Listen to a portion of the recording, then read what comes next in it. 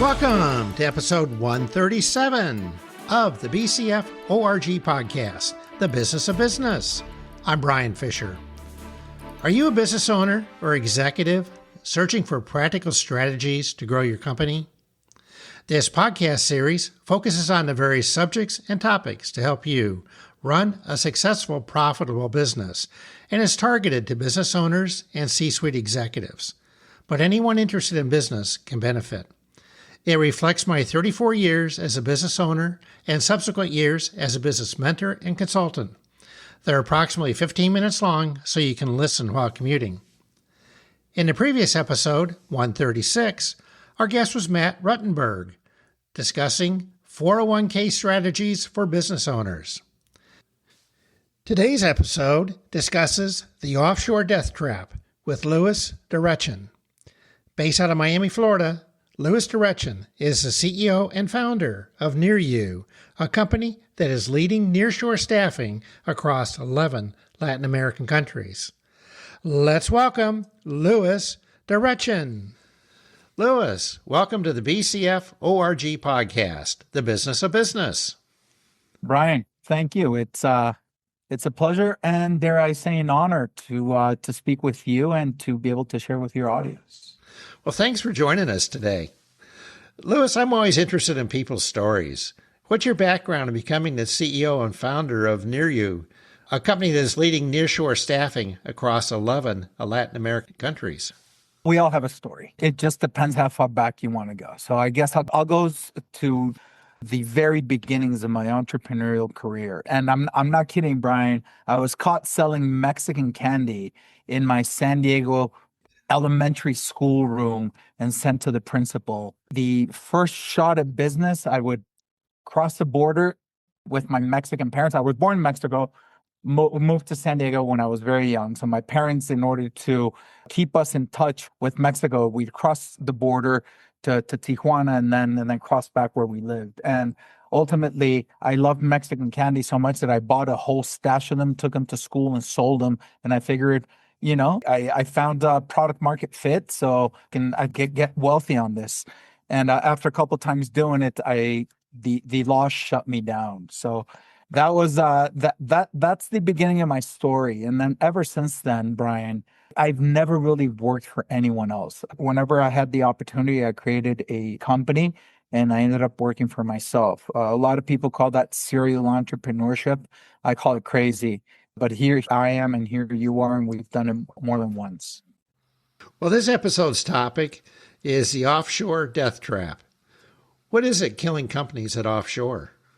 Let me step back as part of that story. In the early 2000s, I had moved back to Mexico, chasing a girl who's my wife, so God bless, successful chase. But in the early 2000s, I founded what became Mexico's first tech startup to raise U.S. venture capital funding.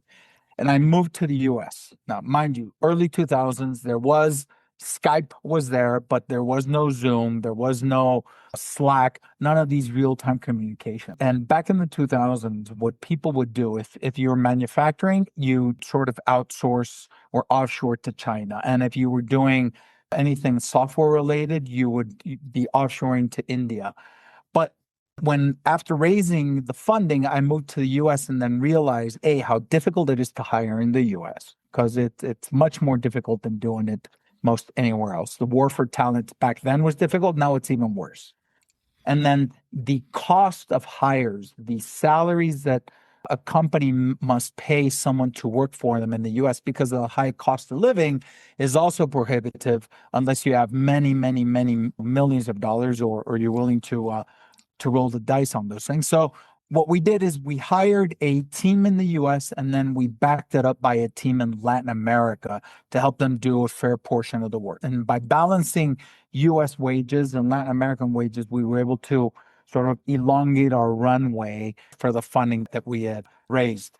So the Offshore Team Death Trap is something that over my career, since I've been involved with Latin American teams, Indian teams, and U.S. companies, it's something that I've seen play out over and over and over where they get stuck by different components of the death trap and then leads to a lack of success in the projects. I'll just throw out one more statistic and then I'll let you go out.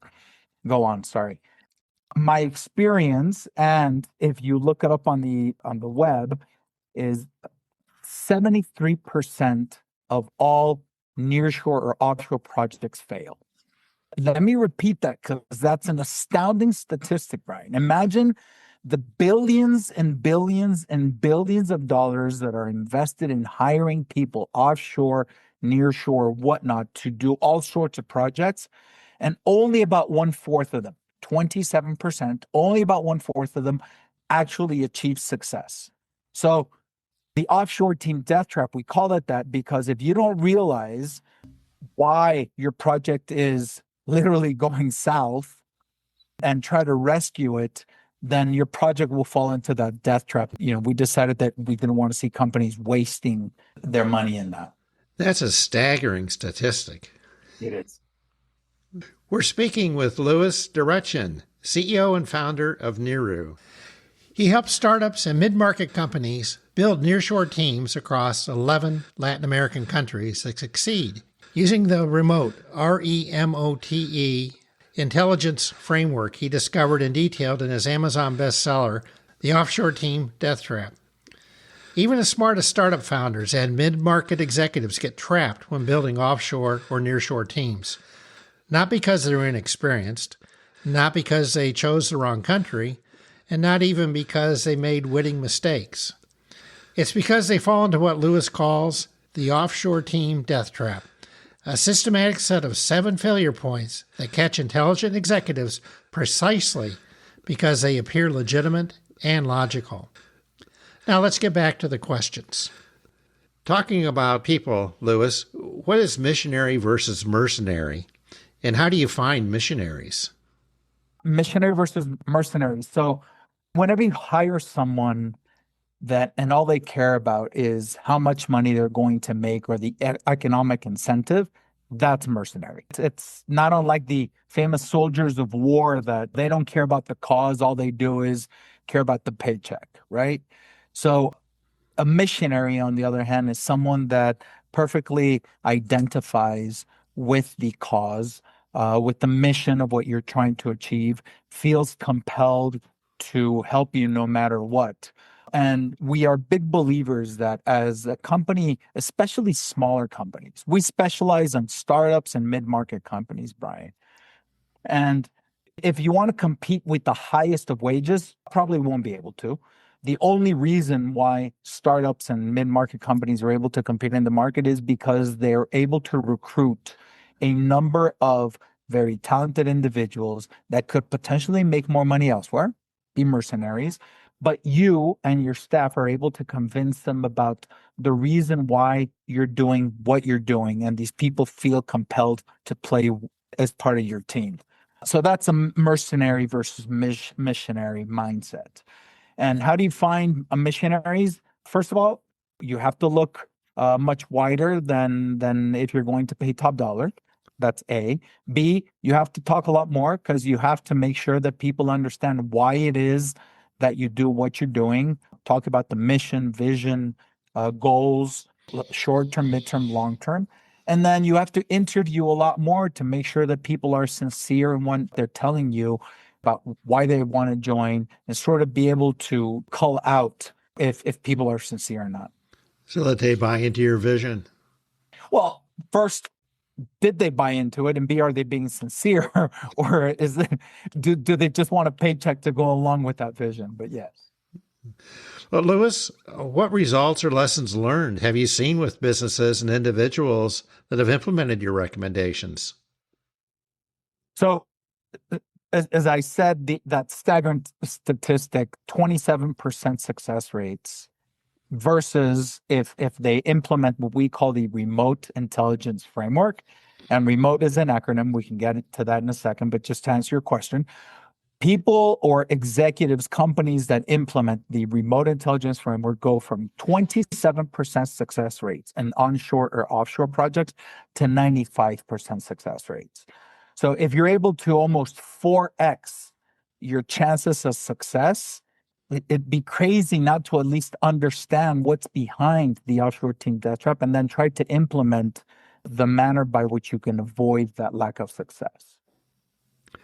We're speaking with Luis Derechin, CEO and founder of nearshore. Luis, is there anything I've not asked that you'd like to add? Brian, I would like to, if you'd allow me, to briefly mention the remote intelligence framework in a bit more detail. As I said, remote is an acronym. And if you're going to hire, and what I'm going to say may sound just elemental, but individuals that are going to be hired offshore need to be missionaries far more than probably people that you're going to have in the office. So the way that we have identified for companies, mid-market companies, startups to be able to identify the right hiring and how you're able to operate is R stands for rigorous talent selection. E stands for expert onboarding and integration. M for managed support and services. The O is for optimized team performance. The T is for transparency and cost plus pricing. And the E is for enhanced scalability and growth. So if companies buy into the remote intelligence framework, which, by the way, is part of a book that I wrote called the Offshore Team Death Trap, which is on sale for 99 cents. So it's not like I'm going to make a fortune selling it. I just want to get word out. And there's a website called the Offshore Team Death Trap that people can go in and download guides about the framework and how to implement it and whatnot in order to try to be more successful. So I think that could add a lot of value to your community. Luis, how can people get in contact with you? LinkedIn is the best way, or email. My LinkedIn handle is my first name, last name. You probably will put this in the show notes, Brian. Absolutely. And my email can be found, my company's is nearyou, nir-yu.com. People could go in there and just look for us. Luis, thank you for joining us today on the BCF ORG podcast, The Business of Business. Thank you, Brian. My sincere thanks to Luis Derechin for joining us today. Managing the performance and future direction of your company are two of the most important things you do as a leader. And I'm here to help you. If you'd like to reach out to me for business mentoring or consulting, help you with a podcast, schedule a speaking engagement, or potentially be a guest like Luis, please go to bcforg.com. There's a red Contact Us button in the middle of the homepage. These podcasts will be released the first and third Tuesday each month. This podcast is available wherever you get your podcast. In search, type BCF ORG. Be sure to leave a space between BCF and ORG. And I'm looking for this podcast to move from an upper mid-tier podcast to a top-tier podcast. Please leave a positive review.